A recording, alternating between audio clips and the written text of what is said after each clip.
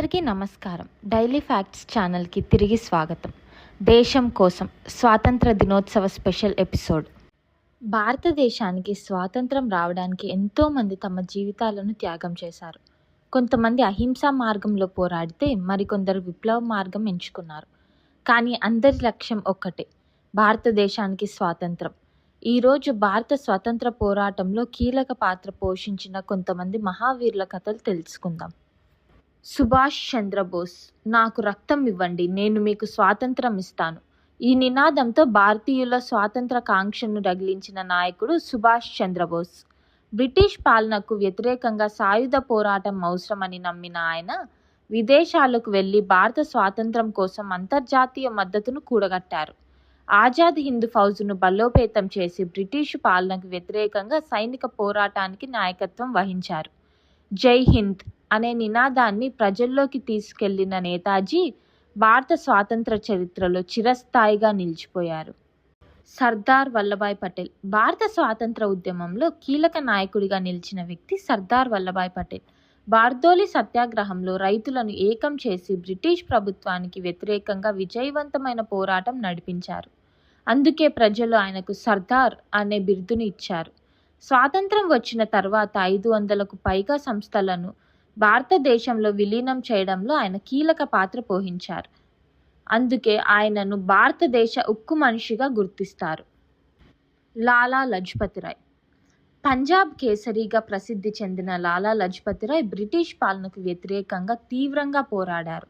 బాలగంగాధర్ తిలక్, బిపిన్ చంద్రపాల్తో కలిసి ఆయన Lal ball Paul త్రయంలో ఒకరుగా నిలిచారు. 1928లో సైమన్ కమిషన్కు వ్యతిరేకంగా జరిగిన నిరసనకు ఆయన నాయకత్వం వహించారు. ఆ నిరసనలో బ్రిటిష్ పోలీసులు చేసిన లాఠీ చార్జిలో తీవ్రంగా గాయపడ్డారు. కొంతకాలం తర్వాత ఆసుపత్రిలో ఆయన మరణించారు. ఆయన మరణం భారత విప్లవ యువతలో మరింత ఆగ్రహాన్ని రగిలించింది. బాల గంగాధర్ తిలక్. స్వరాజ్యం నా జన్మ హక్కు, దాన్ని సాధించి తీరుతాను అని గర్జించిన నాయకుడు బాల గంగాధర్ తిలక్. ప్రజలను స్వాతంత్ర ఉద్యమంలోకి తీసుకురావడానికి ఆయన పత్రికలను, ప్రజా ఉత్సవాలను ఉపయోగించారు. గణేష్ ఉత్సవాలను, శివాజీ ఉత్సవాలను సామాజిక జాతీయ చైతన్యానికి వేదికలుగా మార్చడంలో ఆయన పాత్ర ఎంతో ముఖ్యమైనది. ఆయన ఆలోచనలు తరువాతి తరాల స్వాతంత్ర సమరయోధులను బలంగా ప్రభావితం చేశాయి. భారత స్వాతంత్ర ఉద్యమానికి ప్రజా ఉద్యమ రూపాన్ని ఇవ్వడంలో తిలక్ కీలక పాత్ర పోషించారు. భగత్ సింగ్. కేవలం 23 వయసులో దేశం కోసం ప్రాణత్యాగం చేసిన యువ విప్లవకారుడు భగత్ సింగ్. లాలా లజపతి రాయ్పై జరిగిన లాఠీ చార్జ్, ఆయన మరణం భగత్ సింగ్పై తీవ్ర ప్రభావం చూపింది. 1929లో బట్టుకేశ్వర్ దత్తో కలిసి సెంట్రల్ లెజిస్లేటివ్ అసెంబ్లీలో బాంబులు విసిరిన ఘటనలో పాల్గొన్నారు. వారి ఉద్దేశం ప్రజలను చంపడం కాదు, బ్రిటిష్ ప్రభుత్వానికి తమ నిరసనను వినిపించడం. జైల్లో కూడా తన సిద్ధాంతాల కోసం పోరాడారు.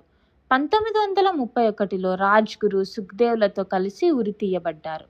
భగత్ సింగ్ వయసు చిన్నదే, కానీ ఆయన కల కన్న భారతదేశం ఎంతో పెద్దది.